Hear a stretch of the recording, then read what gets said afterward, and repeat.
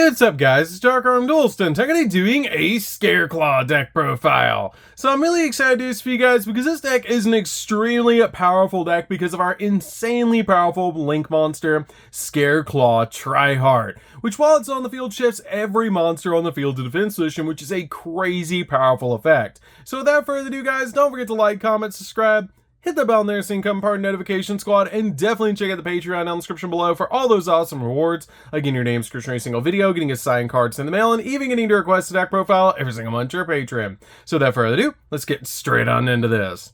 So first off, we're going to be playing 3 copies of Scareclaw Rykard. This card is one of the best cards in the entire deck, and all of your Scareclaw monsters share a common effect that you can special summon this card from your hand to your main monster zone adjacent to a Scareclaw monster you control or in its column. And you can only special summon each Scareclaw monster in the main deck once per turn, which is a really awesome effect for this card to have, to just instantly be able to special summon a bunch of monsters to your side of the field to be able to make your copy of Tryhard. But this card is a really good 3 of in the deck, because if this card is normal or special summon, you can add a Scareclaw spell or trap from your deck to your hand. Then if you have 3 or more defensive monsters on the field, you can draw a card, which is an insanely powerful effect. We then play 3 copies of Scareclaw Acro. Acro is a definite 3 of in the deck and has a really good effect that your Scareclaw monsters in the extra monster zones gain 300 attack for each defensive monster that you control, which is a really good effect to make your copy of Tryhard absolutely massive. And the cool thing about this effect is it actually stacks. So if you have multiple copies of Acro on the field, your monster is going to gain multiple attack points, which is insanely powerful. We then play 3 copies of Scareclaw Astra. Astra is a definite 3 of in the deck as well, and it has a really good effect that your Scareclaw monsters in the extra monster zones can attack a number of times each battle phase up to the number of defense position Scareclaw monsters that you control with different names, which is going to give your copy of Tryhard multiple attacks, which is really nice. We then play 3 copies of Scareclaw Balone. Balone is a really good 3 of as well in this deck, and is a great effect that if your Scareclaw monster in the extra monster zone attacks a defense position monster, you inflict piercing damage to your opponent, and with your monster getting absolutely massive off the copy of Acro and being able to attack multiple times with Astra, this card is just the icing on the cake, being able to do piercing damage to close out games. We then play 2 copies of the Scareclaw Kashtira. This is the only one that does not special summon itself into an adjacent zone, but it's still a definite 2 of in the deck, and is super easy to special summon to your side of the field. During the main phase, quick effect, you can special summon this card from your hand, and if you do, banish 1 Kashtira or Scareclaw card from your hand or graveyard. And you only use the effect of this card once per turn, and this card can attack while in face-up defense position, and if it does, apply its defense during damage calculation, basically making this card a super heavy samurai-ish monster. And if your Kashtira or Scareclaw monster battles an opponent's monster, that monster's effects are negated until the end of this turn, which is a crazy good effect. We then play 3 copies of Kashtira Fenrir. Fenrir is really good in this deck because Fenrir can search Fenrir, but it can also search out your copy of the Scareclaw Kashtira, which is a great effect for this card to have. And if you control a monster, you can special summon this card from your hand, which is a great effect. We then play just a single copy of Visa Starfrost. Visa Starfrost is really good as a 1 of the deck. It is searchable in this particular build and is a really good card to be able to put on your side of the field with your copy of Rykard, because you can go in for Baron de Fleur, which is a great boss monster to be able to make in this deck. This card is a definite 1 of in the build.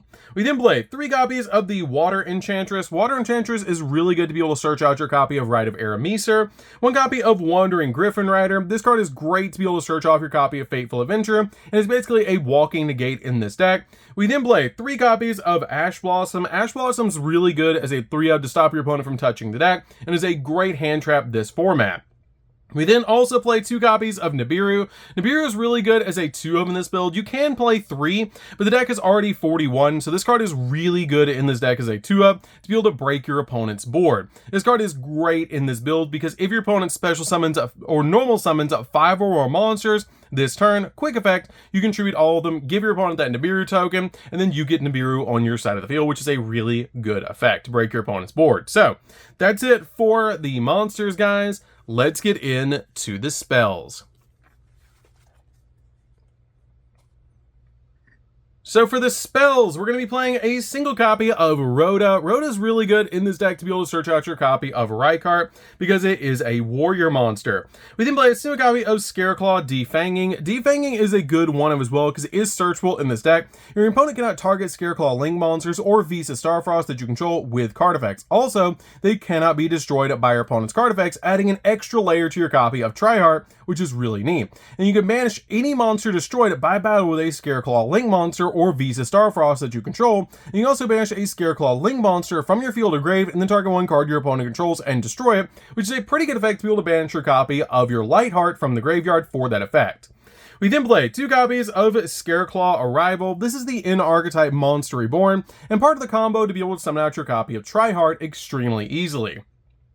We then play 3 copies of Primitive Planet Rykephobia. Rykephobia is insane. This card is the Rhoda of the deck, and it's really good. Because when you activate this card, you get to add a Scareclaw monster or a Visa Starfrost from your deck to your hand. And monsters that your opponent controls lose 100 attack and defense for each Defense Solution monster on the field. And if 3 or more Defense Solution monsters are on the field, then you can target one card your opponent controls and destroy it. And you only use the following effect, or you can only use the effects card once per turn, which is a really good effect.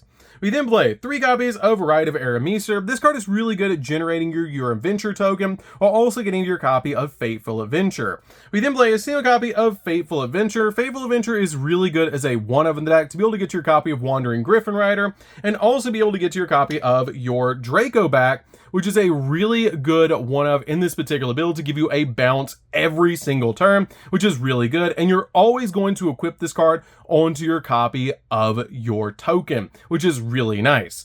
So that's it for the spells, guys. Let's get into the traps.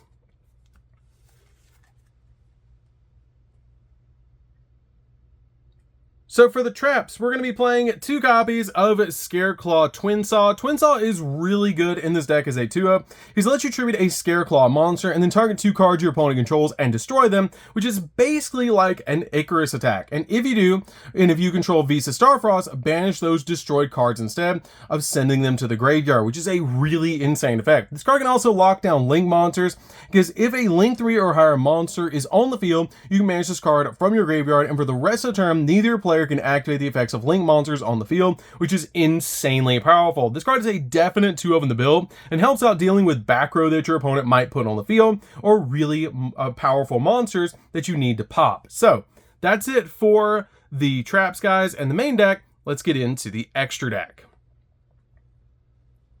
So for the extra deck, we're going to be playing 3 copies of Scareclaw Tryhard. Tryhard is a definite 3-up in the deck, especially with Kashtira running around, getting rid of cards out of your extra deck. But this card is really insane. It takes 3 effect monsters to make this card, and it must be Link summoned, and all face-up monsters on the field are changed to defense position.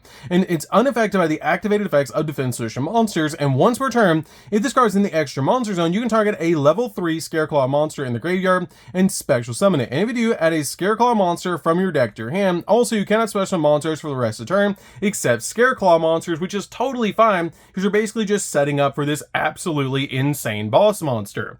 We then play 3 copies of Scareclaw Lightheart. Lightheart is really good because when this card is Link summoned, you get to add your field spell from deck to hand, your Primitive Planet Rykephobia, which is really good to be able to just instantly get that card to your hand. And if you control Visa Starfrost, you can special summon this card from your graveyard, but you can only use that effect once per duel. We then play a single copy of Underworld Goddess. This card is just really good to break your opponent's board, and it's a definite 1-of in this deck.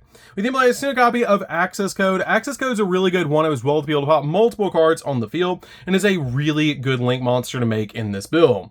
We then play a single copy of Appaloosa. Appaloosa is very easy to make as well, especially with the amount of Swarm that we actually pull off in this particular build, and it's really easy to put on your side of the field to have multiple monster negates depending on your matchup.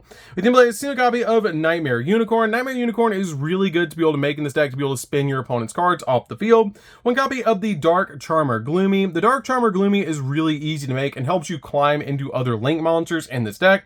We then play a single copy of the Earth Charmer. The Earth Charmer is really good because you can actually take your opponent's Fenrir, put it on your side of the field, and then get a search of one of your Kashtira cards, which is really nice. We then play a sealed copy of IP Masquerena. IP is really good to be able to make your copy of Unicorn during your opponent's turn, or even make Underworld Goddess to be able to basically kaiju their field, which is absolutely insane.